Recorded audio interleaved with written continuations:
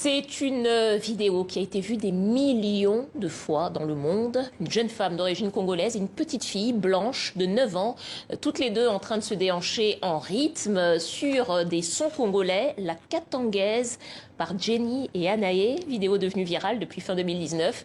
Et ce soir, nous sommes avec Jenny Bonsengo. Bonsoir Jenny. Bonsoir. On va tout de suite regarder la vidéo pour rappeler à ceux qui ne l'ont pas vue ou qui l'ont déjà oublié, Jenny et Anaé, la Katangaise. On regarde tout de suite et ensuite on en reparle.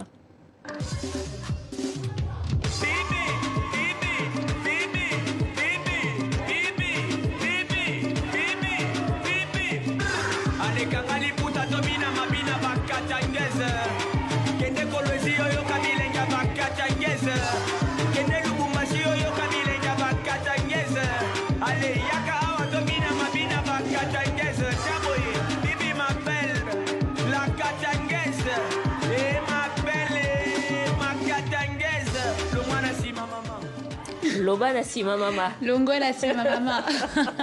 Bon, Jenny, je ne sais pas si vous êtes katangaise, mais en tout cas, ça vous a porté chance, hein, cette musique, cette chanson de Samarino, elle m'a propulsée.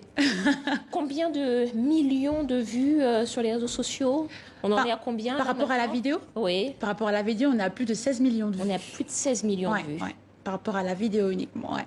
C'est incroyable. Bon, alors Anaé n'est pas avec nous ce soir, c'est la petite fille qui danse avec vous. Malheureusement, elle n'est pas là. Bon, c'est une petite fille de 9 ans, donc elle n'est pas avec nous. C'est quand même une vidéo qui vous a emmené jusqu'aux États-Unis. Pour la petite histoire, on va rappeler quand même que c'est Meghan Markle.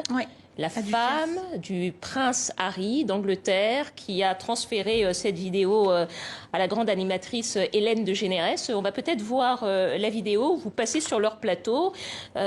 C'était un moment qui a aussi été un moment très partagé. Émotionnel. Racontez-nous un petit peu, qu'est-ce que ça vous fait, vous, Jenny, qui avez grandi en Belgique avec la petite Anaé, qui dansait, et puis tout d'un coup, vous voilà aux États-Unis. Ça m'a ému, c'était un moment, je dirais, magique, parce qu'on ne s'y attendait tellement pas, et puis c'est venu d'un coup, donc il n'y avait que du bonheur, on se sentait vraiment en fait récompensé de tout le travail fourni.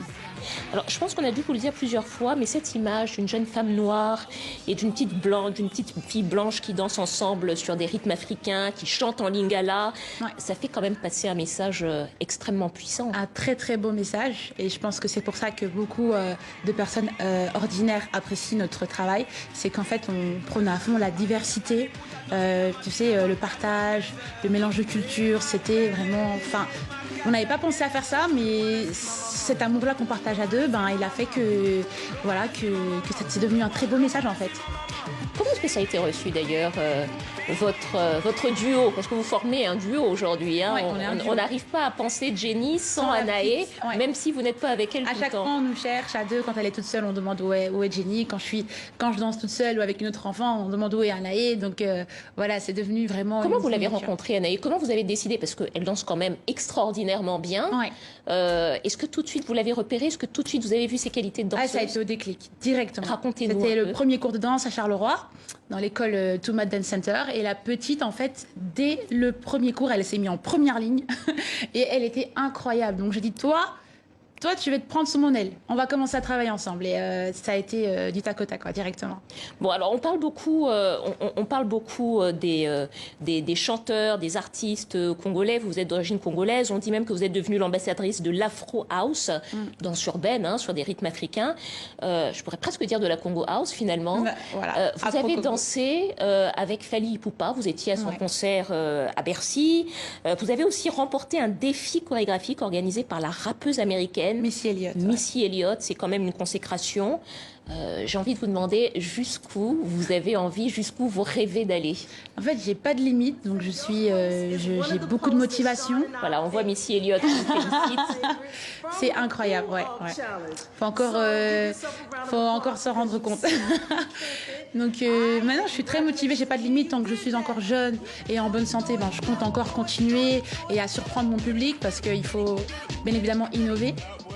Et je pense clairement que c'est que le travail en fait qui permet d'avoir ce genre de résultat. Vous êtes chorégraphe, ça veut dire que vous inventez des pas de danse pour des musiques d'artistes. Avec qui vous travaillez actuellement et avec qui vous avez envie de travailler?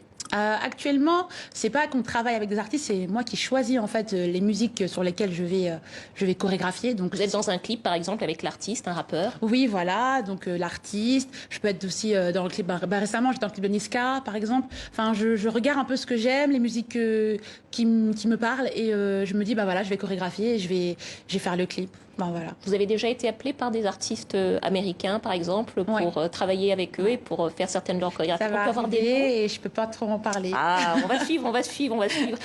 Certains pays rayonnent dans le monde grâce à leur économie, d'autres par leur langue.